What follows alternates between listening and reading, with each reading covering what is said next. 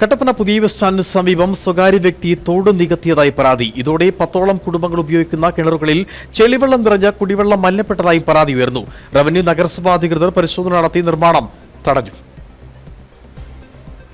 കട്ടപ്പന പുതിയ bus stand ബാല hospital റോഡിനോട് ചേർന്നാണ് സ്വകാര്യ വ്യക്തി പതിറ്റാണ്ടുകളായി ഒഴുകിയിരുന്ന കൈത്തോട് രാത്രിയുടെ മറവിൽ മണ്ണിട്ട് നികത്തിയത്.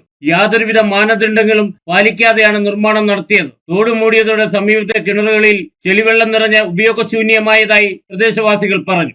വർഷങ്ങളായിട്ട് ഇതിലെ ഒഴുകിക്കൊണ്ടിരുന്ന കൈത്തോടാണ്. അതൊരു സ്വകാര്യ വ്യക്തി മണ്ണിട്ട് നികത്തി ആ ഓടെ മറ്റുള്ള കുടിവെള്ളം മുട്ടിക്കുന്ന അവസ്ഥയിലേക്ക് വന്നിരിക്കുകയാണ്. വെള്ളം മോശമാണ്. രാവിലെ നേരം തെളിഞ്ഞു വന്ന വെള്ളമാണ് ഇപ്പം മോശമായിട്ടാണ് വെള്ളം കിടക്കുന്നത്. വില്ലേജിലും മുനിസിപ്പാലിറ്റിയും പരാതി പറഞ്ഞു. മുനിസിപ്പാലിറ്റി നന്നായി നോക്കിയിട്ടുണ്ട്. ഉപയോഗിച്ചുകൊണ്ടിരിക്കുന്ന വെള്ളമാണ്. ഈ ഒരു സംഭവം വന്നേ പിന്നെ ആ വെള്ളം മുഴുവൻ കലങ്ങി. ആ ഒരു ഓടെ വിട്ടിട്ട് പോകാൻ അവരോട് പറഞ്ഞതാണ്. അവർ അതുപോലും കേൾക്കാതെ അത് അങ്ങനെ തന്നെ ഇട്ടേച്ച് ഓടുമായിരുന്നു. ഞങ്ങൾ പറഞ്ഞു ഞങ്ങൾ കയ്യും തന്നേച്ച് അവർ ഓടിക്കളഞ്ഞു. ഹോസ്പിറ്റലിലെ വെള്ളമൊക്കെ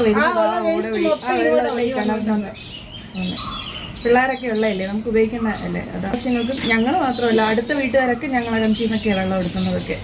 അപ്പോൾ എല്ലാവർക്കും ഒരു ബുദ്ധിമുട്ടായത് ഇങ്ങനെയായത്. 10ഓളം കുടുംബങ്ങൾ കുടിവെള്ളം ശേഖരിക്കുന്ന 2 കിണറുകളിലാണ് ഇപ്പോൾ മലിനജലം നിറഞ്ഞിരിക്കുന്നത്. പ്രദേശവാസികളുടെ പരാതിയെ തുടർന്ന് വില്ലേജ് നഗരസഭാ അധികൃതർ സ്ഥലത്തെത്തി നിർമ്മാണം നിർത്തിവെപ്പിച്ചു. എന്നാൽ തോട് മൂടിയ നിലയിലാണ്. ജലസ്രോതസ് മണ്ണിട്ട് മൂടിയ വ്യക്തിക്കെതിരെ നിയമ നടപടി സ്വീകരിക്കണമെന്നും പ്രദേശവാസികൾ ആവശ്യപ്പെട്ടു. Idukki vision news, Kattappana.